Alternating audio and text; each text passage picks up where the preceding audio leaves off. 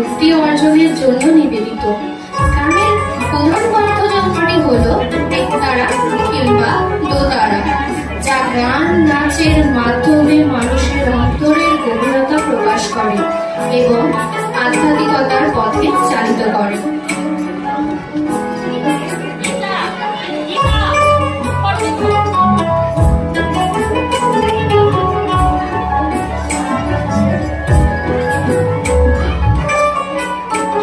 অবশেষে আমরা আমাদের নাটকের অন্তিম পর্যায়ে চলে এসেছি।